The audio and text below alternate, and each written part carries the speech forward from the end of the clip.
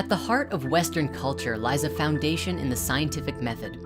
It is the premise that an objective reality exists and that the secrets of which can be ascertained through replicable and shareable experiments through the testing of informed hypotheses. Yet, even with our modern science grounded in practicality in the material universe, some of the greatest scientists, philosophers, poets, and minds of antiquity, and even many modern day ones, have acknowledged something particularly interesting in their approach to understanding reality as a whole. It would appear as though the influence of spiritual or esoteric materials on notable scientists ranges from direct translations of the Emerald Tablet by Newton to philosophies on religion and science from figures that seem to agree with the important Hermetic principles, including names like Leonardo da Vinci, Francis Bacon, Paracelsus, William Blake, Carl Jung, and even Einstein and Hawking. Many of these legendary figures acknowledged a debt of gratitude to the Corpus Hermetica, a spiritual philosophy on the nature of God and being, which stretches all the way back to the dynastic period of Egypt. To these people, the Hermetica provided a foundational philosophy in their respective approaches to understanding the universe. So why do science and spirituality always seem to be at odds? Well, let's talk about it.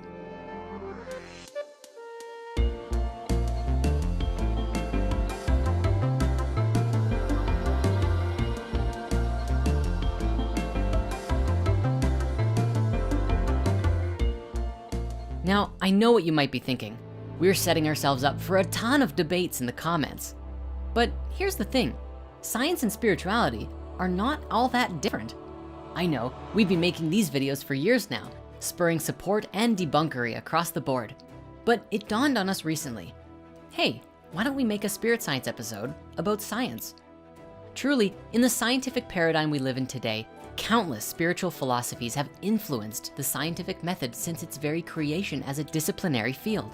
And on the other end of it, many modern day scientific discoveries in the fields of psychology, quantum physics, and even magnetics, for example, are actually confirming things that mystics have been saying for generations.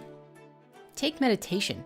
For years, it was thought as some foreign, mystical Eastern practice. But in recent years, studies have shown benefits against an array of conditions, both physical and mental, including irritable bowel syndrome, fibromyalgia, psoriasis, anxiety, depression, and even PTSD. Dr. Gal Deborde's research at the Martino Center for Biomedical Imaging has consistently shown changes in brain activity in subjects who have learned to meditate hold steady even when they're not meditating. And that sense of well-being and peace stays with practitioners up to 6 months after an initial session. The debate of how much spiritual and philosophical disciplines affect our reality is also a key point of debate in quantum physics. This clip of Dr. Eben Alexander beautifully illustrates this debate, culminating with his central argument that what drove the founding fathers of quantum physics into the arms of mysticism was a belief that on a subatomic level, the conscious mind, that which we call the soul, played a role in the unfolding of what we observe in our reality. With all of these new advancements and discoveries, it's hard to believe that there is still so much animosity between the fields of faith and science. In large part, I think that it might draw from the fact that science is based on the freedom to question reality, whereas religion historically is based on the duty to believe in a particular doctrine, system, or ideology. However, it's important that we make the distinction that religion and spirituality are fundamentally different things. While the open curiosity of science is arguably a natural enemy of dogmatic religion, it is undoubtedly an ally of early Gnostic spirituality. Gnosticism, meaning having knowledge in Greek, arose from early Christian, pagan, and Jewish principles and features an emphasis on personal spiritual development over more orthodox and systemized tradition. In fact, modern science arguably has its very roots in early Gnosticism and the mystery schools that came before. Both Galileo and Copernicus saw themselves as simply reviving the ancient Pythagorean tradition. Later, even Isaac Newton had a strong interest in alchemy and saw his study on ancient philosophy and mythology as more important than his scientific work.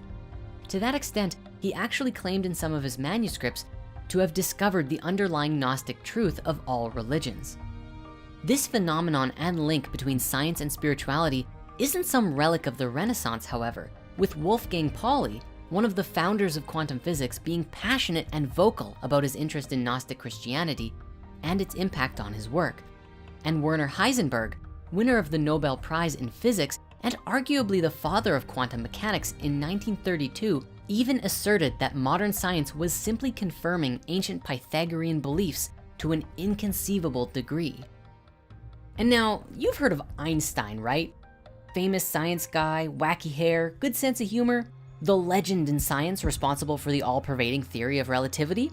Right, that guy. Well, even his response to the question of how he viewed the nature of the universe and God could be mistaken for the words of an ancient sage if the names were changed around.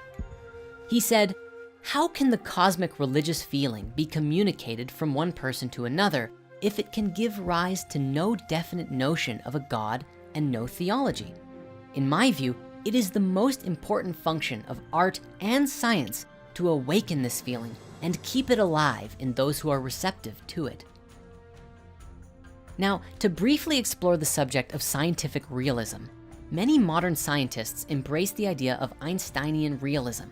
That is, the belief that absolutely everything which exists in our cosmos, everything that we can ever know about, is simply the emergent outcome of the operation of certain unknown nonlinear partial differential equations over a finite space-time reality. What's amazing is that even this is simply a modern rendition that was debated in ancient India over 1,000 years ago, that was ultimately based on the Upanishads, ancient spiritual texts which were originally tenets of Sanskrit philosophy. Alternatively, Heisenberg reminded us that theories of physics are really just part of our efforts to predict the stream of experience ever more completely and ever more precisely. While the growing inaccessibility of science is an ever-increasing issue in our society, with journals and papers being hidden behind paywalls and layers of academic jargon akin to the allegorical passages of the Tao Te Ching in their closely guarded comprehension among elite academics, it seems as if modern science is most argued to be literal in its approach.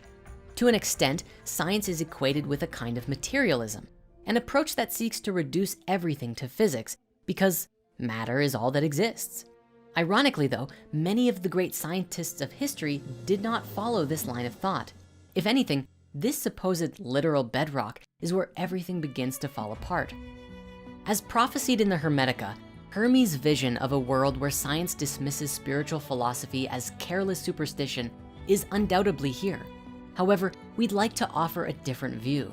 Perhaps our modern science is a legacy with Gnostic values at its heart. Both science and Gnosticism are based on questioning what is taken for granted, with both refusing to accept anything on blind faith. Both regard conceptual images of the world as working models that can ever be changing and evolving with new discoveries. Much like scholars of Alexandria and the ancient Gnostic brotherhoods, modern scientists are internationalists who embrace each other's discoveries and work, regardless of nationality, faith, or political ideology. The very honorary title of PhD, which breaks down to Doctorate of Philosophy, is defined as you having contributed something new to the wider corpus of human knowledge and understanding, and it is awarded under this criteria. In fact, Gnostic and scientist actually mean the exact same thing, knower or seeker. While complementary and sharing the same goal of understanding the mysteries of existence, the two fields of spiritual mysticism and science do diverge on their approach. While science aims to obtain an objective knowledge of the cosmos, spirituality is concerned with subjective self-knowledge. Where science is concerned with tangible appearances and replicability, spirituality is concerned with the ineffable essence of things. And where science is about solving the mysteries of the infinite, spirituality is about dissolving into them. In a maxim, science is attempting to understand something so complex that it cannot be comprehended. Spiritual mysticism, such as Gnosticism, is attempting to understand something so simple that it cannot be understood. Despite the constant attempt to distance themselves from each other, it would appear that science and spiritual philosophy are in fact two sides of the same coin, two halves of a single whole concept. Now, if you've watched this whole video so far and you're still not convinced, I invite you to consider the following. Today, we all know the very prevalent modern theory of the Big Bang. But did you know that this was inspired by a spiritual philosophy of all things emerging from the One? The Big Bang Theory, no, not the TV show, thank you Sheldon, was first publicized by the works of Georges Lemaitre, a Belgian cosmologist and Catholic priest. The theory, accepted by nearly all astronomers today, was a radical departure from scientific orthodoxy in the 1930s, as it proposed an ever-changing, mutable model of the universe, similarly to how the Hermetica tells us that the mind of God is constantly creating in its thoughts, as opposed to the static model that was mainstream. In fact, the idea that every observable galaxy had originated from a single point seemed preposterous at the time. Lemaitre attacked the problem of cosmology from a thoroughly physical point of view and realized that his solution predicted the expansion of galaxies that observations were only then beginning to suggest. Appealing to the new quantum theory of matter, Lemaitre argued that the physical universe was initially a single particle, the primeval atom, as he called it, which disintegrated in an explosion, giving rise to space and time and the expansion of the universe that continues to this day. This idea marked the birth of what we now know as Big Bang cosmology. Now, it is tempting to think that Lemaitre's deeply held religious beliefs might have led him to the notion of a beginning of time. After all, the Judeo-Christian tradition had propagated a similar idea for millennia. Yet, Lemaitre clearly insisted that there was neither a connection nor a conflict between his religion and his science. Rather, he kept them entirely separate, treating them as different, parallel interpretations of the world, both of which he believed with personal conviction, stating that, as far as I can see, such a theory remains entirely outside any metaphysical or religious question. It leaves the materialist free to deny any transcendental being. For the believer, it removes any attempt at familiarity with God.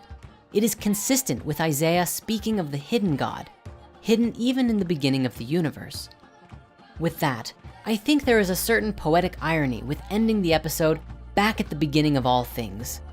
And so with this, I kindly invite you to come and join us in deeper exploration of the mysteries of the cosmos within Spirit Mysteries, our new platform for evolving consciousness and dissolving into the infinite. Thank you so very much, and we'll see you on the other side.